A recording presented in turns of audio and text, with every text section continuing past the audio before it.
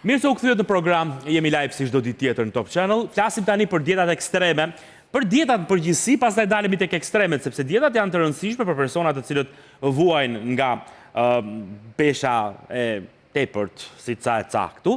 Po gjithsesi, përveç kësaj ne mundohemi gjatë gjithë kohës që të mbajmë dieta të cilat na shërbejnë për të rënë në peshë, po jo vetëm kaq, na shërbejnë edhe fizikisht edhe në organizmin tonë, se dieta në fund të fundit të bën. Nuk më pëlqen fjala dietë. Pse jo? Regjim ushqimor më mirë. Regjim ushqimor Po s'është e njëjta gjë? Ekstrem. Po s'është e njëjta gjë? Se na ka ardhur fjala dieta. A nuk është e njëjta gjë? Gjithsesi. Unë mendoj që është e njëjta gjë, si regjimi ushqimor, si dieta, thjesht ndryshon termi. Flasim me të ftuarit tanë në studio sot, Ylli Gramatiku, mirëmëngjes, mirë se erdhe, faleminderit që jemi ne sot. Dhe Pavli Brozi, mirëmëngjes, mirë se erdhe, faleminderit që jemi ne sot. Mirëmëngjes, faleminderit. Jeni shumë mirë dalloni që jeni të dy nutricionist, nuk e di domethënë. Unë po lë këtë studio. Jo, hajde këtu se kemi të shqetësohem. Gjithsesi unë do doja që ta nisim bisedën pikërisht me zotin Ylli Gramatiku, i cili shpeshherë na ka surprizuar dhe na ka habitur për shkak të stilit të jetesës, në një moment saktuar të jetës, për shkak të problemeve shëndetësore, më korrigjon nëse jam korrekt, bëri një kthes dhe prej shumë vitesh ai konsumon vetëm fruta, ujë fare dhe ndonjë perim tek këtu. Në dimër kryesisht. Në dimër përgjithsisht. Kështu Në ver, jo. që për ne njerëzit e tjerë kjo mund të jetë një gjë shumë ekstreme. Për ty ishte ekstreme kur e nisa? Jo, nuk është se filloi në një moment me fjalë me ndërprerje të plot, por gradualisht, Graduale, duke kuptuar më shumë si funksionon trupi, duke studiuar patjetër dhe duke provuar në trupin tim, bëra ndryshimin gradual në drejtimin e frutave. Tani jam pak më i thelluar në të fush, po le dhe frutat përkaloj në agjerim me fjalë, si thush në kohë zgjatje e agjerimit, kombinuara me frutat, po në ditë veçanta, kuptohet me fjalë, nëse konsumoj fruta, në ditë zakonshme, në ditë agjerimit jam në agjerim të thatë, pa ushqim dhe pa pije. Pa pije, pa gjë. Sa zgjat kjo agjerimi zakonisht? Po, deri në 3 ditë kanë zgjat normalisht. Pa ngrënë dhe papir? Pa ngrënë papir. Pra, në javën tuaj, 4 ditë le të themi janë me ndonjë frutë. Jo, tani jam në një fazë tjetër, jam në 4 ditë, ose 5 ditë le të themi me fruta, dhe 2 ditë tjera jam me agjerim të thatë, me ndërprerje të lehtë për furnizim, po themi me karburant, po themi me glicerinoj dhe molle, dhe 2 ditë tjera përsëri në agjerim të thatë, i bie 4 ditë në gjeni. 4+4 ose 5+4, edhe po shoh që funksionon shumë mirë. Kur thua funksionon, çfarë? Si funksionon? Çfarë funksionon? Ndjehem mirë. Ndihesh mirë ti? Ndjehem mirë. Ndjehesh plot me energji? Po, patjetër. Nuk ke një moment për shembull që të bie trupi? Gjatë kohës si bëj agjerim kam momente që ndjehem në një dobësi, në një përgjumje të lehtë, po ditën e fundit për shembull ndjehem shumë më mirë pastaj, ditën e 4. Dhe jam duke bile sot do filloj ditën e agjerimit 4 ditor prap, dhe do të shikoj si do shkoj prap me fjalë. Jam duke eksperimentuar, sepse edhe temën e diplomës që kam unë kam për agjerimin, dhe dua ta provoj në trupin tim. Po, se ti ke kryer një master 2 vjeçar për nutricion. Po, dhe kam zgjedhur qëllimisht agjerimin si mjetin më të mirë vetëshërues të organizmit.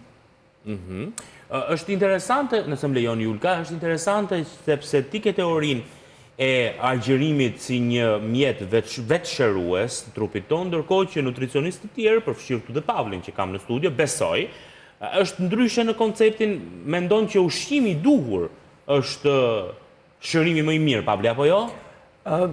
Kontrolli i ushqimit? Normalisht, edhe agjerimi është pjesë shumë interesante e dietës, them drejtën. Domethënë, nuk e veçoj. Pastaj për pjesën e vetëm fruta, është diskutim tjetër. Po, do të dalim me datë. Po, por agjerimi her pas here është vërtetuar shpesh herë që ka benefite goxha interesante. Por që normalisht në shumicën e kohës një dietë normale e balancuar e shëndetshme është kryesore, po dhe agjerimi patjetër. Siç thash, ka goxha benefite rigjeneruese, vret, thonjza qelizat të dëmshme.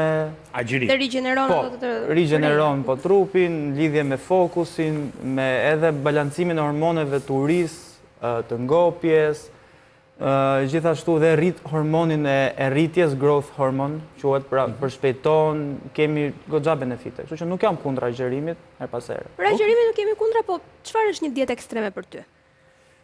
Dietë ekstreme ke të shumë llojeve, mund të nis listën nga fillimi deri në fund, duke filluar dietë me shumë pak karbohidrate, dieta keto.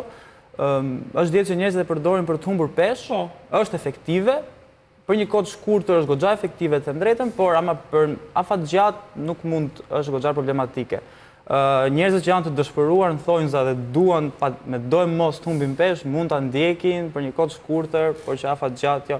Dietë tjetër ekstreme vetëm karnivor, dietë vetëm me mish, që konsumon vetëm mish, asnjë lloj produkti. Kam dëgjuar një dietë që ha vetëm mish dhe dobësohet. Dobësohesh, patjetër që dobësohesh, nuk diskutohet, sepse do dobësohen xhepat kanë përshtypjen unë së pari, duke bler mishin së shtrenjtë. Ka shku shtrenjtë. Do kesh shumë lekë që të hash bukë. Eksakt. Pastaj dobësohesh vetë. Do dobësohesh vetë. Dietë vetëm me mish, vegane, po ashtu. Po mirë, vegane është e njohur, vegetariane është e njohur, pra janë këto dietat të cilat janë vegetariane. Megjithatë, stili i jetës që se këtë mënyrë se si ushqehet ylli, unë e quaj stil jete, nuk e quaj më dietë, kam përshtypjen. Ti ke vite që e bën këtë gjë. Kështu që të shkruaj në një stil jete i cili kam përshtypjen ti nuk thehesh më pas në kuptimin që të hash. Nuk bën ndryshe, po. Siç ha unë jo xhanëm se unë. Ne. Po siç ham ne të tjerë, nuk thehesh dot pas. Nuk them për shumë arsye. Një arsye që është baza që duhet përmendur është që trupi ka nevojë për ushqyerje alkaline. Do nëse do të ushqesha me dietën e mishit, po themi, ose karnivorës, unë do të kthehesha në dietë acidike, e cila do të dëmtonte direkt gjendjen time funksionale. E dyta, pastaj që është kryesore dhe që nuk përmendet kurrë me fjalë ose përmendet shumë rrallë në rrethët caktuara, është që ne ushqejmë në fakt mikrobiotën tonë intestinale ose mikrobiotën e brendshme, ose bakteret e brendshme ose patogjenët e brendshëm me ushqyerjen tonë. Një ushqyerje alkaline, në bazë frutash dhe pak perime që të jeshile, ushqen mikrobiotën e mirë, që ka dhe efekte pozitive dhe sistem hormonal dhe në çdo lloj sistemi tjetër të menduarit e të gjitha. Një dietë acidike, ku futet dhe konsumi i produkteve shtazore, ushqen përgjithësi mikrobiotën që nuk ndihmon ezurinë e organizmit. E dyta, pH-i i gjakut është 7.4 mesatarja, që është pak bazik. Nëse ne do ushqime me ushqime alkaline, trupi për të lënë homeostas duhet që ta balancoj këtë disbalans acidike, duke marrë mineralet tona të rëndësishme, kalcium, magnez, mineralet alkaline nga depot e organizmit që janë kostat dhe dhëmbët. Dhe në këtë mënyrë trupi kalon në disbalans metabolike. Pa nuk është disbalans edhe të mos, më mi kupto për këtë, Po. Thjesht po flasim me njëri tjetrin, po japim idetë tona. Nuk është disbalans ushqimore, pra që trupi ynë nuk i merr dot të gjitha vlerat minerale, duke mos ngrënë një pjesë të ushqimeve të tjera që i kanë ngrënë të parë tan, duke fokusuar vetëm në një drejtim.